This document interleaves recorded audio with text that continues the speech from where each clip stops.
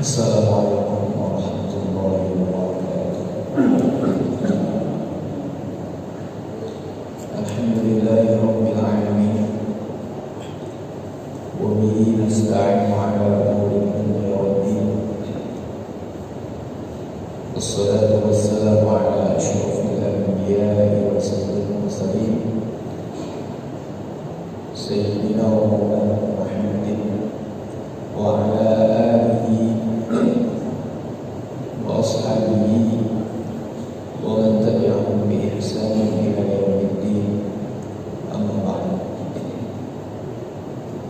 Kaum muslimin, jemaah, bapak-bapak, ibu, hadirin sekalian yang saya hormati rahimakumullah. Alhamdulillah, puji dan syukur kehadiran Allah Subhanahu wa taala. Malam hari ini kita kembali diperkenankan oleh Allah, memberikan kesempatan, memberikan kesempatan dan memberikan kekuatan, sehingga malam hari ini kita kembali bersama-sama mengkaji ayat-ayat Allah Subhanahu wa taala, mengkaji tafsir Al-Quran Al-Karim, yang malam hari ini kita insyaallah lanjutkan ayat yang ke-169 dari Quran surat Ali Imran. A'udzu billahi minasy syaithanir rajim. Bismillahirrahmanirrahim. Wa la tahsabanna alladhina qutilu fi sabilillahi amwata bal ahya'un 'inda rabbihim yurzaqun farihina bima atahumullahu min fadlihi wa yastabshiruna billadhina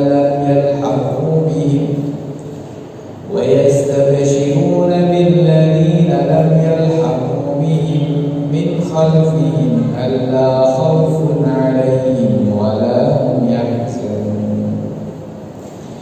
Yastabshiruna bi ni'matin min Allah wa fadlin wa anna Allah la yudhi'u ajral mu'minin alladhina istajabu lillahi war rasuli min ba'di ma asabahumul qadr lilladhina ahsanu minhum wattaqaw ajrun 'azim.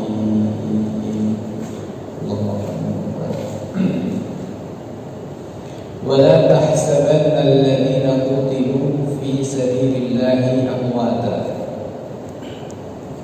ولا تحسبن, dan janganlah kamu sekali-kali mengira alladzina qutilu, terhadap orang-orang yang terbunuh fi sabilillah, di jalan Allah. Jangan sekali-kali kalian mengira orang-orang yang terbunuh di jalan Allah amwatan, sebagai orang-orang yang mati. Bal ahya'un 'inda rabbihim yurzaqun. Sebaliknya mereka ahya'un, orang-orang yang hidup, 'inda rabbihim, di sisi Tuhan mereka. Yurzaquna, mereka mendapatkan rezeki. Farihina bima atahumullahu min fadlih, mereka bahagia, mereka begitu senang, begitu bahagia, bima atahumullah, dengan apa yang Allah memberikan kepada mereka. Bima atahum, dengan apa yang memberikan kepada mereka Allah, dengan apa yang Allah berikan kepada mereka, min fadlihi, dari anugerahnya Allah. Wa yastabshiruna, dan mereka memberikan kabar gembira, billadzina lam yalhaqu bihim, kepada orang-orang yang belum menyusul pada mereka, min khalfihim, di belakang mereka, memberikan kabar gembira, alla khaufun, sesungguhnya tidak ada takut alaihim atas mereka, wala hum, dan tidaklah mereka yahzanuna, orang-orang yang sedih. Yastabshiruna bi ni'matin min Allah, yastabshiruna, mereka memberikan kabar gembira, bi ni'matin, dengan nikmat, dengan kenikmatan, min Allah, dari Allah, wa fadlin, dan dengan anugerah, wa anna Allah la yudhi'u ajral mu'minin, dan sesungguhnya Allah la yudhi'u, tidak akan menyia-nyiakan ajral mu'minin, pahalanya orang-orang yang beriman. Alladzina istajabu lillahi war rasul, yakni orang-orang yang mengabulkan pada Allah, menjawab Allah, mengabulkan pada Allah, menjawab Allah. War rasuli, dan rasul, min ba'di ma asabahumul qarh, setelah menimpa pada mereka al-qarhu, luka, lilladzina ahsanu, bagi orang-orang yang berbuat baik, minhum, dari mereka, wattaqau, dan bertakwa, ajrun, pahala azim, yang sangat besar. Kaum muslimin jamaah, Bapak Ibu yang saya hormati, rahmatullah. Ayat Allah Subhanahu wa taala dari 169 hingga nanti di ayat yang ke 174 berbicara tentang keutamaan orang-orang yang wafat atau orang-orang yang gugur di jalan Allah Subhanahu wa taala, yakni berperang, berjihad di jalan Allah. Allah Subhanahu wa taala melalui ayat-ayat ini secara global memberikan sebuah penjelasan bahwa orang-orang yang wafat atau mati, terbunuh di jalan Allah Subhanahu wa taala, mereka tidak pernah mengalami kerugian. Sebaliknya mereka justru mendapatkan sebuah kemenangan, sebuah kemuliaan yang besar di sisi Allah Subhanahu wa taala. Jadi ayat ini posisinya memberikan sebuah pelajaran kepada kaum mukminin agar mereka tidak bersedih, agar mereka tidak takut berada di jalan Allah Subhanahu wa taala. Dengan sekaligus juga ayat ini membatalkan atau membantah ucapan-ucapan orang-orang munafik, yang mana orang-orang munafik ini senantiasa memberikan, senantiasa menghalang-halangi kaum muslimin untuk melakukan jihad fisabilillah, melakukan penggembosan, melakukan berbagai macam upaya untuk melemahkan semangat jihad kaum muslim. Sehingga melalui ayat ini Allah Subhanahu wa taala menggambarkan kepada kita semuanya, kepada kaum mukminin, khususnya kepada para sahabat Nabi sallallahu alaihi wasallam, bahwa ketika mereka gugur di medan jihad fisabilillah, mereka sama sekali tidak mendapatkan kerugian. Sebaliknya mereka mendapatkan sebuah kebahagiaan, mendapatkan sebuah kemenangan yang luar biasa. Allah Subhanahu wa taala mengatakan, wala tahsabanna alladziina qutilu fi sabilillahi amwata. Janganlah kalian mengira, janganlah kamu mengira bahwa orang-orang yang terbunuh di jalan Allah itu mati. Maksudnya apakah mereka tidak mati? Mati itu maknanya apa? Mati itu artinya apa? Kalau kita maknai bahwa mati itu artinya adalah manusia tidak lagi bisa menikmati, manusia tidak lagi mendapatkan kenikmatan-kenikmatan Allah Subhanahu wa taala, manusia tidak bisa lagi merasakan keindahan-keindahan, maka sesungguhnya orang-orang yang mati di jalan Allah, yang terbunuh di jalan Allah, mereka tidak pernah mati. Tetapi kalau kita maknai bahwa mati maknanya manusia ini sudah tidak lagi berada di atas muka bumi ini, tidak lagi bersama dengan jasad kasarnya, fisik kasarnya ini, tidak lagi bisa ya masa kita jalan-jalan ke pasar, tidak lagi bisa ya naik mobil, tidak lagi bisa kemudian bersosialisasi dengan tetangga dan lain sebagainya, ya, tidak bisa lagi ikut kondangan atau ikut ya mantainan dan lain sebagainya. Memang mati. Tapi kan bukan itu arti kehidupan yang sesungguhnya. Arti kehidupan yang sesungguhnya bukan sekedar orang itu bisa berangkat ke pasar, bukan orang itu sekedar bisa bersosialisasi dengan tetangga, bukan orang itu sekedar bisa berada di atas muka bumi ini, bukan. Kalau kita maknai kehidupan yang sesungguhnya, yaitu senantiasa mendapatkan ridha Allah, mendapatkan nikmat dari Allah, mendapatkan nikmat yang tidak ada hentinya, justru orang-orang yang terbunuh di jalan Allah mereka hidup. Bal ahyaun 'inda rabbihim yurzaqun. Justru mereka hidup dengan kehidupan yang sesungguhnya, hanya berbeda dengan kehidupan yang hari ini manusia ada di dalam alam dunia ini. Mereka hidup di sisi Tuhan mereka, yurzaqun, senantiasa mendapatkan rezeki. Cuma rezekinya tidak sama dengan rezeki kita. Rizki yang hari ini kita dapatkan ini adalah rizki yang berhenti, rizki yang fana, rizki yang habis, rizki yang ada risikonya. Kita terlalu banyak makan juga ada risikonya. Kita terlalu banyak makan garam juga ada risikonya. Kita terlalu banyak makan ini dan itu ada risikonya. Itu rizki dari Allah yang kita nikmati sekarang ketika kita hidup di dunia ini. Sedangkan rezeki yang Allah Subhanahu wa taala berikan kepada orang-orang yang terbunuh di jalan Allah Subhanahu wa taala itu justru merupakan rizqun mu'abbad, rezeki yang abadi. Rezeki yang tidak pernah ada keburukan di dalamnya, tidak pernah ada risiko sama sekali. Rezeki yang tidak ada habisnya. Maka Quran menggunakan kata yurzaqun fi ilmu ghaib yang memberikan pengertian al-hudus wa tajaddud, maknanya terus berganti.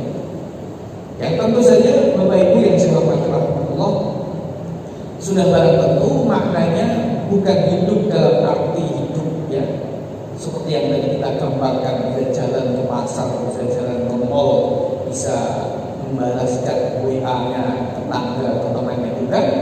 Karena bukan sekedar itu arti kehidupan, tetapi justru mereka hidup dengan sebenar-benarnya hidup di sisi Allah Subhanahu wa taala, mendapatkan rezeki yang jauh lebih sempurna daripada rezeki-rezekinya manusia yang hidup di dunia ini. Kaum muslimin jamaah Bapak Ibu yang dirahmati Allah. Jadi kita tahu bahwa kenikmatan itu memang ada dua, bisa kita klasifikasikan seperti ini. Kita sebut sebagai kenikmatan yang sifatnya jasmani. Sifatnya jasmani seperti makan, minum, kemudian tidur dan lain-lain. Ini sifatnya jasmani.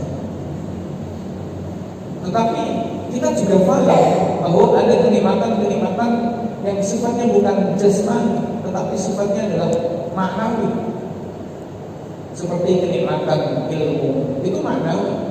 Orang punya ilmu itu kenikmatan, tapi itu kan nggak ada ujungnya, seolah-olah nggak bisa dilihat dengan mata. Bedanya apa orang pintar sama nggak pintar? Dilihat dari batuknya enggak juga, nggak bisa dilihat dari batuknya, gitu. Lihat dari hidungnya enggak, dilihat dari apa enggak bisa. Ini rizki maknawi, rizki maknawi, dan tentu saja rizki maknawi berupa ilmu ini kalau kita bandingkan dengan rizki yang sifatnya jasadi atau sifatnya materi kira-kira begitu, sebenarnya jauh lebih mulia, jauh lebih berharga rizki yang kedua ini, yaitu rizki ilmu.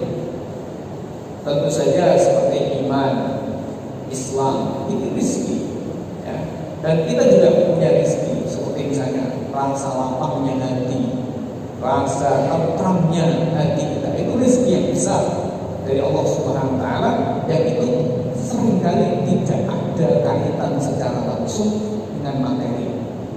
Banyak orang yang mendapatkan materi yang berlimpah tapi tidak ada ketenangan hidup di dalam dirinya. Tapi banyak orang tidak mendapatkan materi yang berlimpah tetapi mendapatkan ketenangan hidup yang tentu saja tidak dimiliki oleh orang-orang yang melimpah hartanya tetapi tidak mendapatkan ketenangan hidup. Kaum muslimin jamaah Bapak Ibu yang disebut Allah. Sehingga ini sejalan dengan ayat dalam Quran surah Al-Baqarah. Dalam Quran surah Al-Baqarah Allah Subhanahu wa taala juga memberikan penegasan, penjelasan bahwa orang-orang yang mati di jalan Allah Subhanahu wa taala itu juga hidup. Mereka hidup. Ini juga sejalan dengan hadis-hadis Nabi Shallallahu Alaihi Wasallam yang mengatakan bahwa para syuhada itu hidup. Bahkan para nabi itu juga hidup. Nabi Shallallahu Alaihi Wasallam mengatakan al-anbiya ahyaun fi kuburihim. Para nabi itu hidup dalam kubur mereka. Artinya di alam ya mereka hidup. Kaum muslimin jamaah Bapak Ibu yang disebut nah, apakah orang-orang yang mati bukan di jalan Allah Subhanahu wa taala, termasuk orang-orang kafir misalnya ketika mati, apakah mereka tidak hidup? Maka jawabannya kalau dimaknai hidup adalah mendapatkan kenikmatan, mendapatkan ketenangan, mendapatkan berbagai macam fasilitas dari Allah Subhanahu wa taala, maka jawabannya tidak. Justru mereka orang-orang kafir dan orang-orang yang melakukan kemaksiatan, naudzubillah, ketika mati mereka benar-benar sengsara, maka tidak bisa disebut dengan hidup. Maka kita juga sering mengatakan bahwa apalah artinya hidup kalau dipenuhi dengan sengsara. Kita juga sering mengatakan atau mendengar orang mengatakan ketika hidupnya penuh dengan masalah, hidupnya penuh dengan kesengsaraan, dia mengatakan murid kok gini, hidup kok gini. Artinya dia merasa itu nggak hidup gitu. Maka syair Arab pun mengatakan innamal mayyitu man ya'ishu kaiban kasifan balu qalilur rajai. Syair Arab mengatakan innamal mayyitu man ya'ishu kaiban kasifan balu qalilur rajai. Orang yang mati itu siapa sih? Katanya begitu ya. Orang yang mati itu bukan orang yang kemudian dicabut nyawanya, tetapi orang yang mati adalah man ya'ishu, innamal mayyitu man ya'ishu, orang yang hidup kaiban, penuh dengan kesedihan, kesusahan, kasifan baru, hatinya penuh dengan kegundahan, qalilan rajai, sudah tidak lagi ada harapan. Itu mati sesungguhnya. Kaum muslimin jamaah Bapak Ibu yang dirahmati Allah. Sekarang kita bayangkan misalnya orang itu hidup, ya, hidup secara fisik hidup, makan minum, masih makan minum. Tapi orang ini tidak pernah ada ketenangan di dalam hatinya. Orang ini tidak pernah ada ketentraman di dalam batinnya, dan dia hidupnya ini putus asa, tidak ada harapan lagi. Maka sesungguhnya orang yang seperti ini sama aja nggak ada artinya. Karena makna dari kehidupan itu bukan sekedar nyawa ini, bukan sekedar jantung ini bergetar, tetapi tentu lebih dari itu. Kaum muslimin jamaah Bapak Ibu yang dirahmati Allah. Nah, dari aspek ini atau dari sudut pandang ini, maka orang-orang yang mati atau orang-orang yang terbunuh di jalan Allah Subhanahu wa taala, mereka tidak mati. Sebaliknya mereka justru hidup di sisi Tuhan mereka dan terus mendapatkan rezeki. Nah, kaum muslimin jamaah Bapak Ibu yang dirahmati Allah. Sekarang kalau kita amati lagi, kenapa sih orang itu kok takut mati? Gitu ya, kita semuanya ini kan kira-kira begitu. Kenapa sih kok takut mati? Maka jawabannya tidak lepas dari masalah keterikatan kita dengan dunia. Saya masih punya istri saya masih cantik, saya seperti itu. Saya punya rumah, saya punya mobil, saya punya kekayaan, saya punya. Kita takut kehilangan itu semua, makanya kita takut mati. Kan seperti itu. Sementara orang-orang yang hidupnya ini ingat Allah SWT, hidupnya mencintai surga, mencintai akhirat, dia tidak terlalu terpikat dengan kehidupan dunia, maka bagi orang-orang seperti ini, mati itu bukan sebuah bukan sebuah hal yang menakutkan, justru sesuatu yang senang, yang menyenangkan. Maka dalam sebuah hadis Nabi Sallallahu Alaihi Wasallam mengatakan, "Man ahabba liqa'a rabbih, ahabba liqa'a." Siapa yang ingin bertemu dengan Tuhannya, makanya mati. Ahabba liqa'ahu, maka Allah juga mencintai. Allah ingin bertemu dengan dia.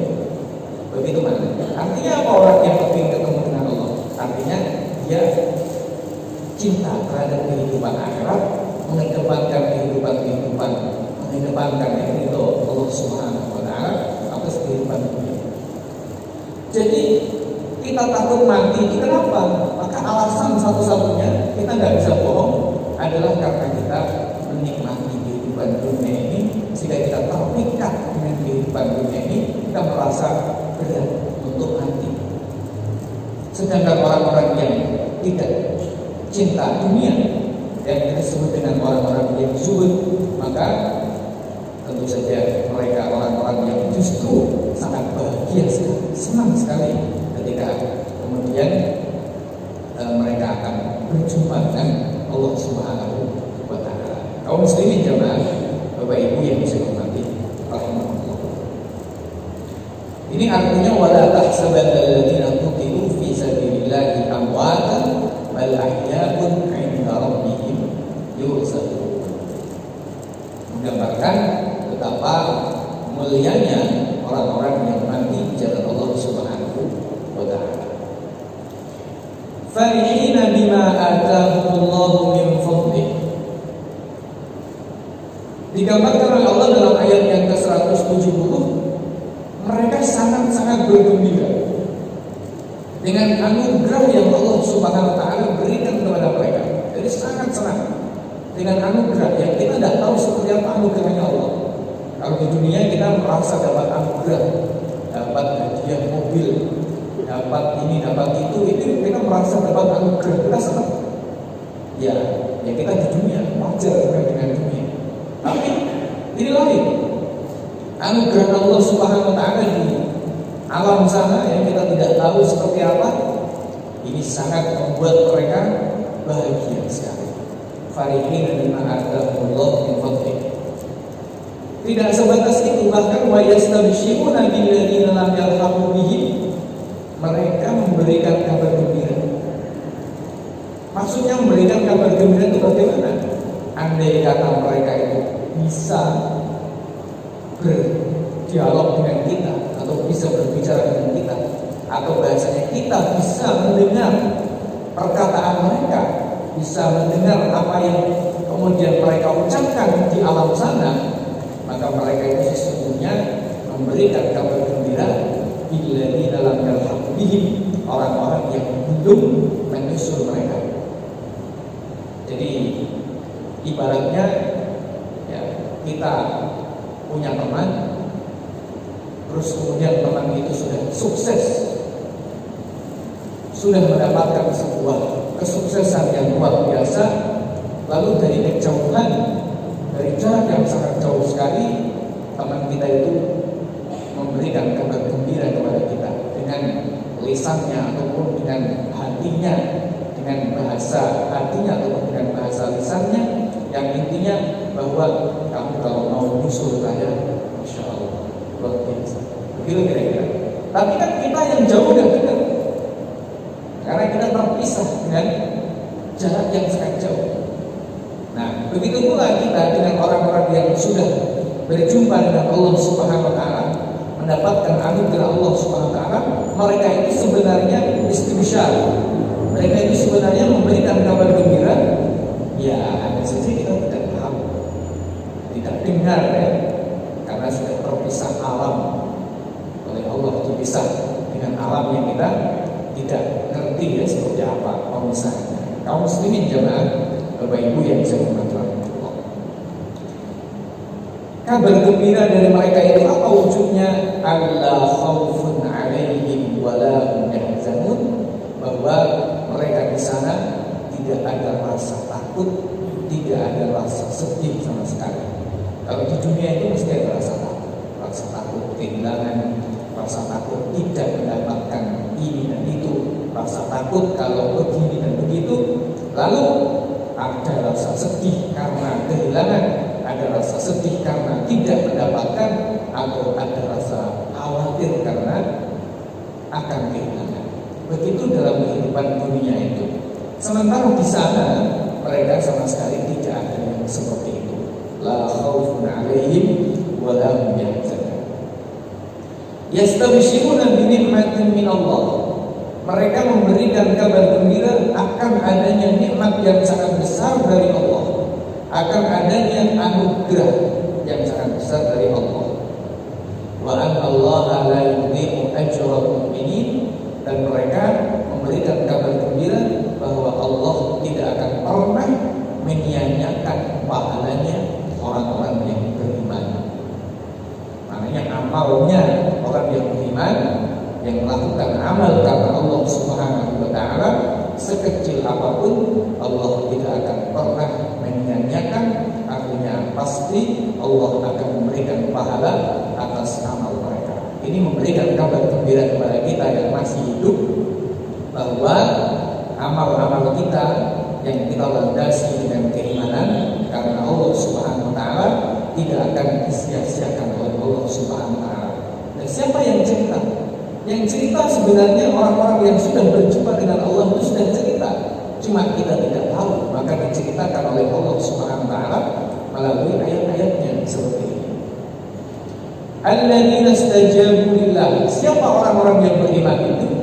Dalam ayat ini, alladzina istajabu lillah, yaitu adalah orang-orang yang mengabulkan perintah Allah wa rasuli, dan perintah rasulnya, mimba bima asabahul qaf, setelah mereka mendapati luka atau tertimpa oleh luka. Siapa yang maksudnya? Yaitu adalah orang-orang yang melakukan perang Uhud dan mereka terluka. 1 tahun berikutnya Rasul Muhammad SAW menyerukan untuk jihad kembali. Karena setelah kaum muslimin mengalami kekalahan dalam perang Uhud, jadi kaitan ayatnya, meskipun ayat ini bersifat umum ya, akan tetapi secara spesifik bicara tentang orang-orang atau sahabat-sahabat Nabi Sallallahu Alaihi Wasallam yang mereka sempat kalah dalam perang Uhud dan mendapatkan luka ya, atau terluka yang cukup parah di perang Uhud itu. Nah, ketika perang Uhud sebelum selesai, atau lebih tepatnya menjelang selesai, Abu Sufyan berjanji yang isinya adalah kita akan berjumpa kembali tahun depan di medan Badar. Dulu di Badar kaum muslimin menang, kemudian di Uhud kaum muslimin kalah. Nah, ketika sebelum perang itu selesai, Abu Sufyan yang mengatakan kepada kaum muslimin, inna mau'idakum al-Badr, sesungguhnya berikutnya pertemuan kita dengan kalian adalah Badar tahun depan. Begitu katanya Abu Sufyan. Nah, 1 tahun berikutnya Allah Subhanahu wa taala, Rasulnya Muhammad sallallahu alaihi wasallam memenuhi tantangan Quraisy ini, tantangan Abu Sufyan. Berarti tahun ke-4 Hijriah. Karena perang Badar terjadi pada tahun ke-2 Hijriah, perang Uhud terjadi pada tahun ke-3 Hijriah, dan perang berikutnya ini yaitu terjadi pada tahun yang ke-4 Hijriah. Nah, akan tetapi sebagaimana riwayat-riwayat memberikan penjelasan bahwa pada kesempatan ini tidak terjadi peperangan. Kenapa kok tidak terjadi peperangan? Karena ternyata Abu Sufyan dan orang-orang Quraisy mengalami ketakutan. Jadi mereka khawatir, jangan-jangan kaum muslimin menyiapkan pasukan yang lebih besar lagi. Karena kalau di perang Uhud itu kalah, maka tentu saja kaum muslimin, dan ini wataknya, dan ini adalah tabiat kaum muslimin tentunya, tidak kenal kalah, tidak kenal menyerah. Kaum kafir sudah paham tabiat kaum muslimin itu tidak kenal yang namanya kalah. Kalau pada perang Uhud itu kalah, maka tidak menutup kemungkinan pada perang tahun ini kaum muslimin akan menang. Persiapan mereka pasti lebih gigih lagi. Nah, dengan bisikan-bisikan hatinya sendiri itu Abu Sufyan itu akhirnya tidak jadi berangkat. Tapi Rasulullah SAW tidak tahu, tidak diberitahu oleh Allah Subhanahu Wa Taala. Kaum muslimin juga tidak tahu, akhirnya tetap berangkat ke Badar, ditunggu sampai sekitar 10 atau 8 hari, ternyata tidak ada. Akhirnya pulang kembali. Nah, tetapi meski tidak terjadi perang, ini sebenarnya adalah wujud hikmah Allah SWT untuk membuktikan bahwa kaum muslimin, sahabat-sahabat Nabi SAW, ini orang-orang yang luar biasa. Tidak ngerti yang namanya kapok dalam kebaikan, tidak ngerti yang namanya kapok dalam kebenaran. Oh benar kok kapok, itu tidak boleh. Kebaikan kok kapok, itu tidak boleh. Maka Allah SWT memuji mereka dengan pujiannya apa? Alladzina istajabu lillahi wa rasul. Mereka itu adalah orang-orang yang mengabulkan Allah dan Rasulnya min ba'di ma asabahul qadar. Jadi orang-orang mukmin ini siapa yang dimaksud di sini? Secara spesifik adalah orang-orang yang mengabulkan Allah dan Rasulnya setelah sebelumnya mereka terluka sedemikian rupa, sehingga menjadi bisa atau dapat kita simpulkan bahwa orang-orang mukmin itu memiliki sifat meskipun kalah dalam perang sebelumnya, tapi sepanjang masih hidup tidak kapok untuk berperang lagi di jalan Allah Subhanahu Wa Taala. Dengan kata lain, kaum mukminin itu tidak boleh kapok untuk berbuat baik, tidak boleh kapok untuk melakukan kebenaran. Kalau kemarin kalah, kalau kemarin gagal dalam perjuangannya, maka barangkali hari ini sukses, barangkali besok sukses, barangkali lusa sukses, barangkali minggu depan sukses. Begitu kaum mukminin ini. Maka dia senantiasa istijabah lillahi wa rasul, senantiasa mengiyakan apa yang menjadi perintah Allah dan Rasulnya.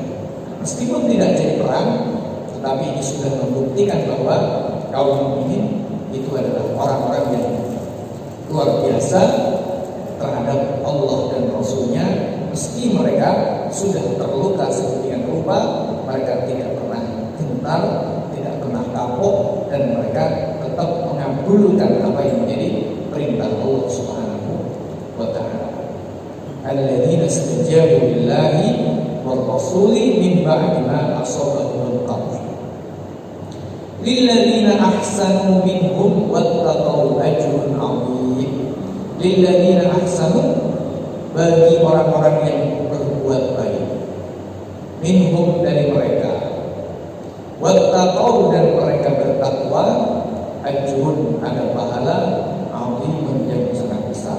Di penutupan ayat 172 ini Allah Subhanahu wa Ta'ala menyatakan bahwa bagi orang-orang yang berbuat baik dari mereka adalah orang-orang yang beriman, yang mengabulkan Allah dan Rasulnya, terus ditambahkan oleh Allah, dari mereka yang berbuat baik dan bertakwa, mereka mendapatkan pahala yang sangat besar di sisi Allah Subhanahu wa Ta'ala. Berarti maknanya mereka adalah orang-orang yang berbuat baik dan mereka adalah orang-orang yang bertakwa kepada Allah Subhanahu wa Ta'ala. Kaum muslimin jamaah, Bapak Ibu yang saya hormati rahimahullah. Kemudian di ayat 173 Allah Subhanahu wa Ta'ala melanjutkan tentang orang-orang yang beriman ini. Alladzina qala lahumun nasu innan nasa qad jama'u lakum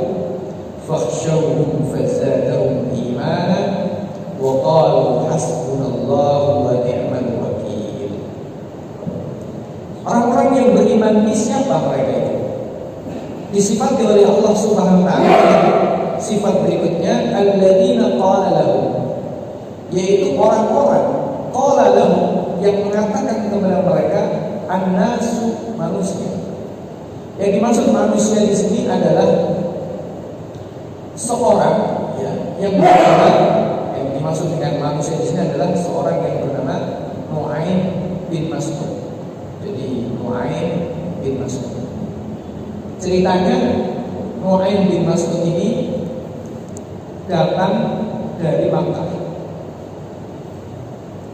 melihat orang-orang Makkah ini melakukan persiapan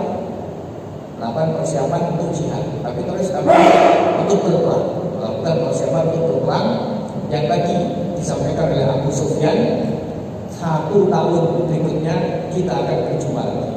Nah, sebenarnya orang-orang Quraisy ini sudah bersiap-siap, tapi terus dibatalkan oleh Abu Sufyan tadi sebagai pemimpinnya, karena Abu Sufyan merasa khawatir atau ketakutan. Nah, ada seorang yang bernama Nu'aim bin Mas'ud. Dia orang kafir, artinya dia bukan termasuk sahabat Nabi Sallallahu Alaihi Wasallam.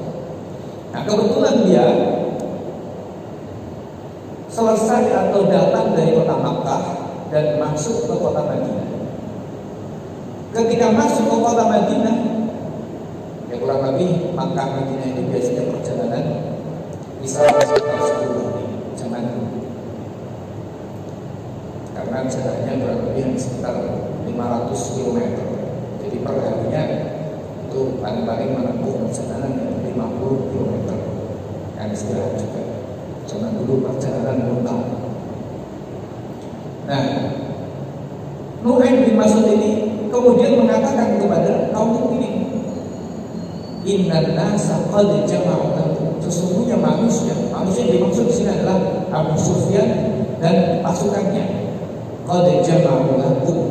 Sungguh mereka telah benar-benar menghimpun pasukan untuk memerangi kalian. Fakhshawhum, maka takutlah kalian kepada mereka. Nah, jadi ada seorang yang bernama Nu'aim mengatakan kepada kaum mukminin yang bersiap-siap bahwa orang-orang Makkah, orang-orang Quraisy sudah menyiapkan pasukan yang sangat besar sekali. Kalian tidak akan mampu untuk menghadapinya. Sudah, jangan berangkat. Kira-kira seperti itu. Nah, ini kemudian membuat sebagian orang di Madinah itu merasa khawatir juga. Wah, iya ya, harus berangkat aja. Membuat sebagian orang di Madinah ini kemudian merasa takut. Akhirnya Rasulullah SAW dalam sebuah hadis dikatakan, beliau mengatakan, saya akan berangkat walau wahdi, meskipun saya sendirian, kata Rasulullah. Nah, ini karena apa? Karena sudah berjanji dengan kaum kafir Quraisy bahwa tahun depan ketemu lagi, dan Rasulullah menjawab insya Allah. Rasul menjawab insya Allah. Jadi makanya ketika Rasul berhadapan dengan Abu Sufyan di perang Uhud itu, Abu Sufyan mengatakan tahun depan kita ketemu lagi Muhammad. Rasulullah Shallallahu Alaihi Wasallam mengatakan insya Allah. Maka ini tidak boleh, tidak boleh kaum muslimin mengingkari janji. Tidak boleh kemudian kaum muslimin mundur. Kalau sampai kaum muslimin mundur, maka opini dunia waktu itu tentunya opini akan justru berbalik arah. Akan terjadi opini bahwa kaum muslimin merangkul, kaum muslimin kawani, bahasa Jawanya dari seperti itu. Kaum muslimin licik, kaum muslimin yang tidak kesatria. Nah, seperti itu. Akhirnya Rasulullah SAW tetap berangkat. Dia mengatakan, saya akan berangkat walau wahdi, meskipun saya sendiri. Akhirnya dengan itu kemudian sahabat-sahabat Nabi Sallallahu Alaihi Wasallam akhirnya bertekad juga untuk berangkat. Yang tadi Allah mengatakan, alladzina istajabu lillahi war rasul min ba'di ma asabahu Allah. Mereka adalah orang-orang yang mengabulkan apa yang diinginkan oleh Allah dan Rasulnya meskipun di ayat ini 173 Allah Subhanahu wa taala mengatakan bahwa sebelum mereka berangkat, ketika Rasul sallallahu alaihi wasallam mengorganisir mereka untuk berangkat, menyiapkan mereka untuk berangkat, ini ada orang bernama Nu'aim bin Mas'ud tadi yang kemudian nendon-nendoni bahasa Jawa, menggembos. Sebenarnya niatnya apa tidak tahu persis ya, karena dia orang kafir dan memang melihat secara langsung bahwa orang-orang Quraisy memang menyiapkan pasukan. Tapi bisa jadi membesar-besarkan, bisa jadi memang dia bersengaja untuk melemahkan tekad kaum muslimin. Nah, setelah tidak berhasil, ucapan Nu'aim bin Mas'ud ini untuk mengendorkan semangat kaum muslimin, nah ayat ini turun ya, ayat alladzina qala lahumun nas innan nasa qad jama'u lakum fakhshawhum. Kaum muslimin jemaah Bapak Ibu yang dirahmati. Nah, ketika kaum muslimin mendapatkan kabar dari Nu'aim bin Mas'ud bahwa orang-orang Quraisy ini telah menyiapkan pasukan yang besar, dan Nu'aim bin Mas'ud mengatakan jangan berangkat, bahaya bagi kalian. Ternyata jawaban kaum muslimin adalah fazadahum imanan. Mereka tidak takut ya, kaum mukminin yang benar-benar mukmin ya. Yang munafik sudah ketakutan.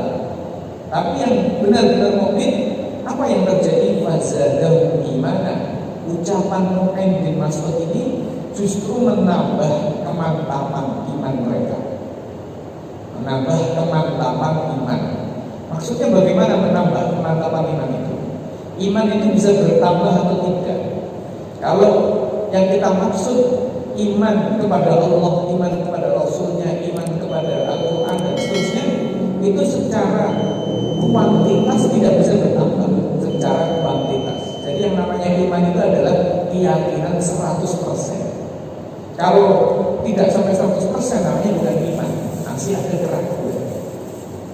Lalu kalau dikatakan imannya bertambah, berarti jadi 110% begitu atau 100? Tidak. Secara kuantitas tidak bertambah. Nah, yang bertambah apa? Yang bertambah itu adalah kualitasnya. Sehingga maknanya fazadahum imanan. Orang-orang mukmin itu ketika mendengar ucapan Nu'aim bin Mas'ud tidak jadi loko, tidak jadi lemah, tetapi justru menambah semangat mereka. Itu maknanya fazadahum iman. Iman mereka justru tambah ya, secara kualitas bertambah. Wa qalu, dan mereka mengatakan hasbunallahu wa ni'mal wakil. Allah lah kecukupan kita, wa ni'mal wakil, dan sebaik-baiknya zat yang dipasrahi atau zat yang diserahi segala urusan. Dalam sebuah riwayat dikatakan Nabi Ibrahim alaihissalam ketika akan dimasukkan ke dalam api, Nabi Ibrahim mengatakan hasbunallah wa ni'mal wakil. Jadi bukan takut, tapi semakin memuncah imannya, dan kemudian muncul dengan lisan, lahir dengan lisannya mengatakan hasbunallah wa ni'mal wakil. Begitu pula Nabi Muhammad SAW dan para sahabat ketika kemudian mendapatkan kabar yang menurut orang munafik ini sangat menakutkan, karena kaum kafir Quraisy sudah menghimpun pasukan yang besar, jawaban Nabi Muhammad dan para sahabatnya, mereka justru mengatakan hasbunallah wa ni'mal wakil. Maknanya seperti yang dirasakan oleh Ibrahim ketika akan masuk ke dalam api, tidak ada rasa gentar, tapi semakin memuncak imannya. Begitu pula apa yang dirasakan oleh Muhammad Sallallahu Alaihi Wasallam dan para sahabatnya ketika mendapatkan kabar bahwa orang kafir Quraisy telah menyiapkan pasukan, justru semakin memuncak imannya, keberaniannya, dan mengatakan hasbunallah wa ni'mal wakil. Ini berarti sudah menjadi pelajaran bagi kita ya, bahwa ketika kita kesulitan menghadapi sesuatu dan kita merasa tampaknya secara hitung-hitungan itu kita sudah tidak mungkin melawan, ya sudah. Kalau kita benar, kita harus tetap berani dan kita katakan hasbunallah wa ni'mal wakil. Insya Allah Allah yang akan mengatur sendiri bagaimana nanti kelanjutannya. Ibrahim apinya tidak panas, Nabi Muhammad SAW dan para sahabatnya justru orang-orang kafir Quraisy yang ketakutan. Begitu kira-kira yang bisa kita ambil, bisa kita petik dari pelajaran yang sangat luar biasa dalam ayat dari Allah Subhanahu wa taala. Kurang lebihnya mohon maaf yang sebesar-besarnya. Kita akhiri. Subhanallah wa bihamdihi, asyhadu an la ilaha illa anta, astaghfiruka wa atubu ilaik. Assalamualaikum